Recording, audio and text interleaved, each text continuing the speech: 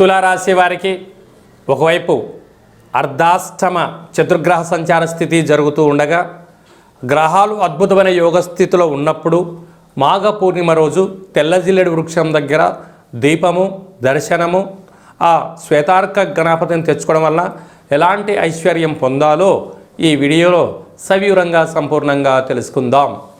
తులారాశిలో ఏ ఏ నక్షత్రాలు వస్తాయి అనగా చిత్తా నక్షత్రంలోని 3వ పాదం 4వ పాదం, స్వాతి నక్షత్రంలోని 4 పాదాలు, విశాఖ నక్షత్రంలోని 1, 2, 3 పాదాలు కలిపితే తులారాశి. రాశాధిపతి శుక్ర భగవానుడు. వీరికి ఎన్నడూ లేనటువంటి విధంగా మాఘ పూర్ణిమ సందర్భంగా చతుర్గ్రహ అర్ధాష్టమ శని సంచార స్థితి. ఆత్మకారకుడు రవి, రుణరోగ శత్రుకారకుడు కుజుడు, బుద్ధికారకుడు బుధుడు, రవి బుధుడు కలిసి ఉండడం వల్ల బుధాదిత్య రాజయోగము. రాశాధిపతి రవి చేత హస్తగతమయ్యాడు అని చెప్పి కూడా గమనించగలగాలి. అర్ధాష్టమ చతుర్గ్రహ సంచార స్థితి ఉన్నప్పుడు దూరవాయు జల ప్రయాణాలు చేసేటప్పుడు ఎన్నో జాగ్రత్తలు అవసరం. అది ఏ కాకుండా వృత్తులలో, ఉద్యోగాలలో, వ్యాపారాలలో ప్రమోషన్స్ ఉన్నాయి, డిమోషన్స్ ఉన్నాయి. ఆవేశానికి వెళ్ళారా ఉన్నది పోతుంది, ఆనందంగా ఉన్నారా ఆరోగ్యాన్ని కాపాడుకుంటారు.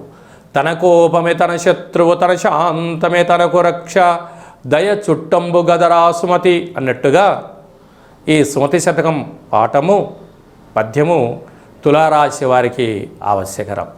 కనుక ఆవేశం అందరికీ ఉంటుంది, కానీ ఎక్కడ ప్రదర్శించాలి ఎక్కడ ప్రదర్శించకూడదు అనేది అందరికీ నాలెడ్జ్ ఉంటుంది, కానీ అతి తెలివి వాడారనుకోండి ఉండేది కూడా పోతుంది.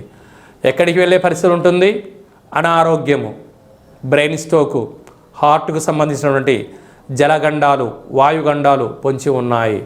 ఇలాంటి కాల సమయంలో విశేషమైన శుక్రుడు, రాశాధిపతి శుక్రుడు అక్కడే ఉన్నాడు కనుక విపరీతమైన ధన ప్రవాహంలాగా ఖర్చు పెట్టే పరిస్థితి ఉంటుంది.